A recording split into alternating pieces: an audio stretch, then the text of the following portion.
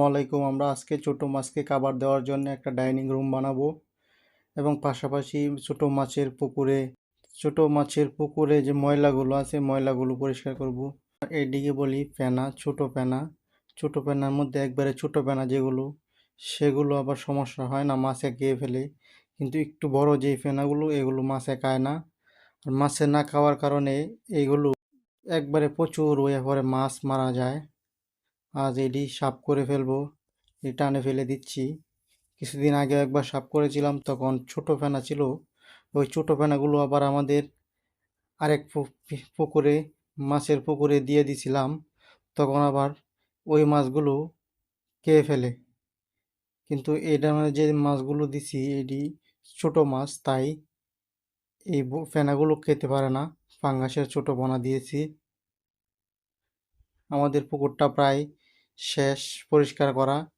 এখন আমরা ছোট মাছের জন্য ডাইনিং রুমটা বানাবো। ডাইনিং রুম বলতে মাছকে যে খাবার দিই আমরা, এই খাবার জায়গাটা একটা বাঁশ দিয়ে ঘেরাও করে রাখবো, যেন খাবারটা যে দিই এই খাবারটা চারিদিকে ছড়ায় আনা যায়। খাবারটা যেহেতু বাসা খাবার, পানিতে বেশ ভাসতে ভাসতে চারিদিকে ছড়ায় যায়, যেন পানিতে ভাসতে ভাসতে চারিদিকে না ছড়ায় যায়। সেই জন্যে বাঁশ দিয়ে চারিদিক দিয়ে ঘেরাও করে দিব, সেটাকে মাছের ডাইনিং রুম বলা যায়। পাশাপাশি মাছকে খাবার দেওয়ার জন্য যে মাছাটা বানাইছিলাম, এই মাছাটাও দুর্বল হয়ে গেছে, মাছাটাও ঠিক করব। তাই আমরা প্রথমে মাছকে খাবার দেওয়ার জন্য ডাইনিং রুমটা সেট করে নিই, পরে অবশ্য খাঁচাটা ঠিক মাছ মাচাটা ঠিক করে নিব। ডাইনিং রুমটা বানানো প্রায় শেষ। আমরা ছোট পোনা দিয়েছিলাম 900 কেজি, আর এখন আমরা আজকে আবার ডাইনিং রুমটা বানায়া তারপর মাপ দিয়ে দেখব কতটুকু কেজি মাছগুলো আছে, মাছগুলো এখন কতটুকু বড় হয়েছে। খাবারও নিয়ে এসেছি, খাবার দিলেই মাছ চলে আসবে, খাবার দেওয়ার পরেই মাছ চলে আসবে। মাছ কতটুকু বড় হয়েছে সেটাও দেখব।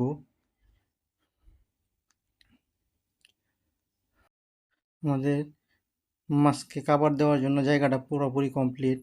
এখন মাছারা ঠিক করতেছি। মাছারা ঠিক করা হয়ে গেলেই পরবর্তীতে আমরা মাছগুলো চেক দিব। মাছগুলো চেক দেওয়া মাছগুলো চেক দিব।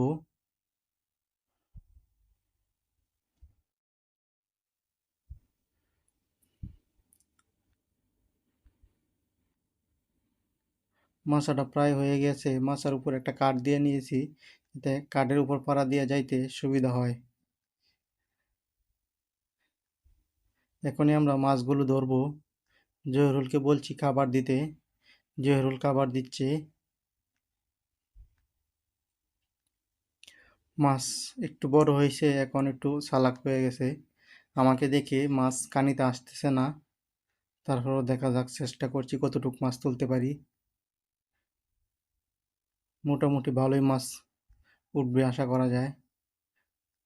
মাশাল্লাহ মাশাল্লাহ, ভালোই মাছ উঠেছে। মাছগুলো মোটামুটি ভালোই সাইজও হয়েছে। দিয়েছিলাম একবারে ছোট সাইজ, সেই অনুযায়ী সাইজগুলো মাছের মোটামুটি ভালোই এসেছে আলহামদুলিল্লাহ। আসসালামু আলাইকুম রহমতুল্লাহ।